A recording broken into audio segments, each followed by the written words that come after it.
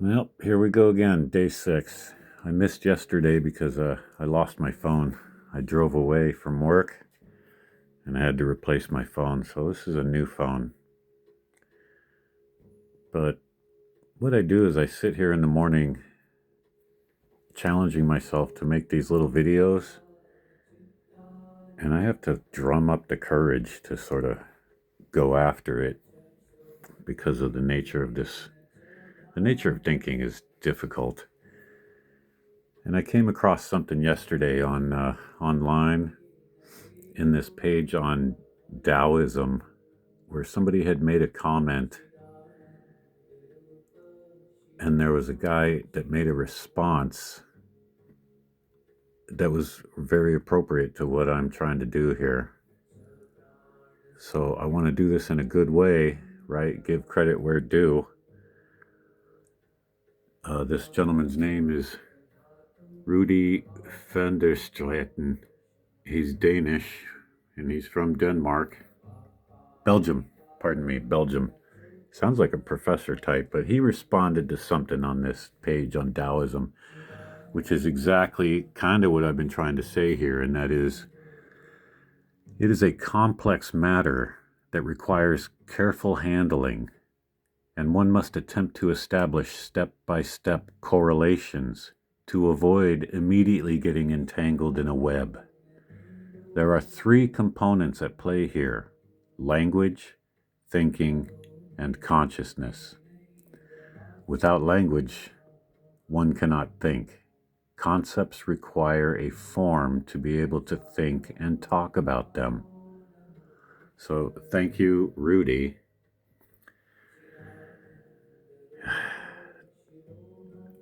What I've been doing here is trying to find a foundation, trying to build a foundation for understanding. I have a premise that I went over on day 1. It seems to me like that was the best video that I was able to do yet. And I kind of start picking away at these little particulars, which I talked about the other day, items and tidbits.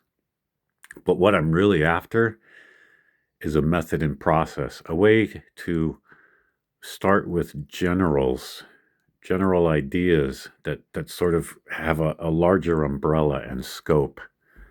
So I'm doing this. There's a few reasons for me to approach this. One, it allows me to see how I do on camera. The little lip smacking, I hear that. I need to fix that. The scattered nature of the props and the ideas.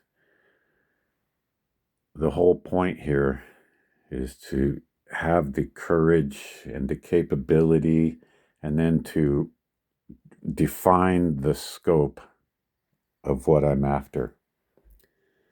And when he said thought, language, and consciousness, that's near. It's near where I'm at. Only I don't do this every day. So I'm trying to provide a visual structure. I've ordered a couple posters that that are going to be helpful in illustrating ideas. And here's really, I keep talking about language. I keep pointing out this box like it's a word with a meaning inside. And we can use language pragmatically, which means we attribute meaning to things. And I could use this box to prop things up, right? I can set my coffee on it, and it's useful. But it doesn't tell me what's inside. So I know it's abstract, and this is why I'm doing this whole process. I'm trying to get a grip on what we're doing here. Very interestingly, I look around a little bit, and I was talking the other day about how there's people out there way better at doing this than I am. And here's an example. And interestingly, this is a new development here from this year. Let me close that. This article about language issued January 2026. And the whole point of this, enduring constraints on grammar revealed by Bayesian spatio-phylogenetic analysis. Okay, that's a lot of syllables. We don't necessarily need to understand that, but that's the citation. What these people have shown us is that out of 1,700 languages in the world that they studied, their structure and use is all sort of pointing at the same center.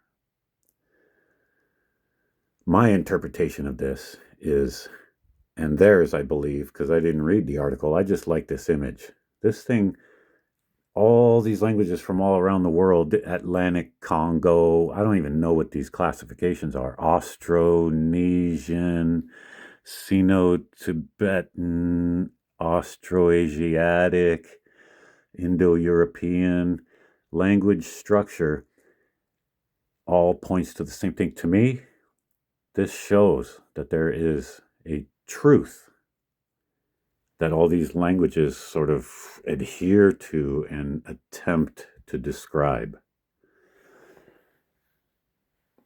That was a lot to get my mind around.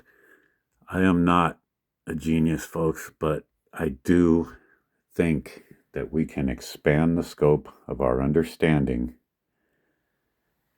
and put something down that gives us a better idea of things. Everything, I have here on the top, part of the foundation of my work is a fascination with understanding. Well, the next most obvious question is, understanding what? And the answer to me is understanding blank. Fill in the blank, folks. What do you want to understand? And how are we going to get there? And why bother? So right there we have a structure of inquiry.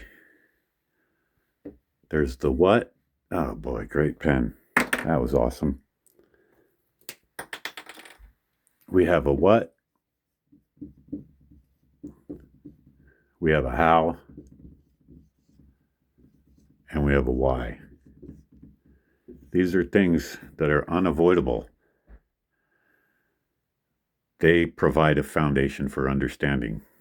That's what I'm trying to get at here. And little by little, I'm going to expose this web of relations. I'm going to do this unless I die. So it's going to happen. And this is just a window into the process of generating that understanding and being able to convey it